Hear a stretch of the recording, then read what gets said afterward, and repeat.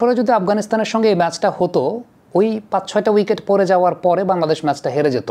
কারণ বড় আসরে ১৮ নম্বর ওভারটা সেই জায়গাটায় ফরিদ করতেন না, হয়তোবা নাবিনুল হক ফিট থাকলে পরে নাবিনুল হক করতেন। ফজল হক ফারুকী অফ ফর্মে থাকার পরেও যদি ফজল হক ফারুকী ওভারটা বোলিং করতেন তাইলে পরেও বাংলাদেশ ওই জায়গাটায় ম্যাচ ছাড়ে। কারণটা হচ্ছে বাংলাদেশের একটা প্যানিক বাটন আছে এবং ওই প্যানিক বাটনটা যখন একবার প্রেস হয়ে যায় তারপর আর কোনো কিচ্ছু হয় না। এবং ওই যে বাহাতি যে স্পিনারটা আছেন তিনিও হয়তো বা থাকতেন না বড় আসর হলে, এবং সেই জায়গাটা গাজানফার কিংবা মুজিবের একটা ওভার সেই জায়গা থেকে বের করা যেত। বড় আসরে যে বিষয়টা ঘটে সেটা হচ্ছে আপনার উইক লিঙ্ক থাকে না। ধরেন একটা এক্সাম্পল দিই, সেটা হচ্ছে দ্বিপাক্ষিক সিরিজে আপনার এগেনস্টে শাহিন আফ্রিদি খেলেন নাই, খেলেছেন আব্বাস আফ্রিদি বা সালমান মির্জারা।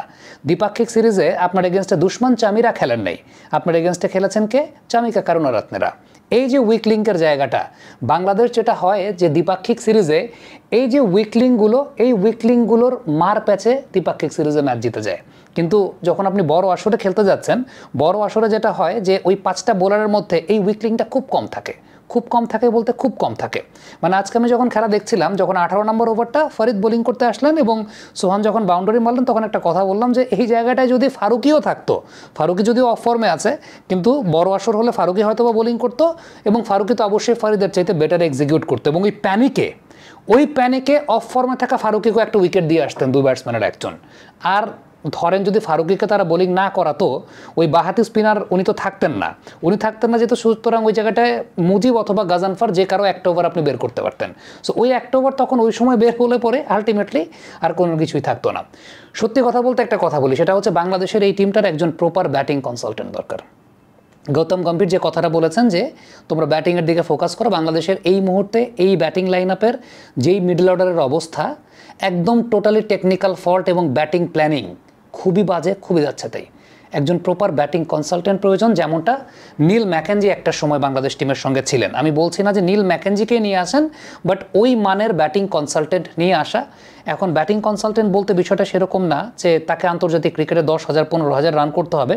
এই কদিন আগেই অ্যালেক্স রস বাংলাদেশের কোচদের, লেভেল 3 কোচদের ব্যাটিং ওয়ার্কশপ করালেন, যেখানে মাহমুদুল্লাহ রিয়াদও পার্টিসিপেট করেছেন।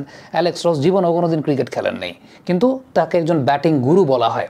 এরকম ওয়ার্ল্ড ক্রিকেটে I am pretty much sure যে বুলবুল ভাইয়ের সঙ্গে এরকম অনেক ব্যাটিং গুরুর পরিচয় আছে। তিনি অস্ট্রেলিয়ায় দীর্ঘদিন থেকেছেন, তিনি আইসিসিতে কাজ করেছেন এবং আইসিসির যারা ব্যাটিং গুরু আছেন, এই যে অ্যালেক্স রসের মতো যারা এসে ওয়ার্কশপ করান, তাদের কারোর সাথে আসলে চুক্তির কাজটা করা, ব্যাটিংয়ের স্কিল নিয়ে কাজ করা।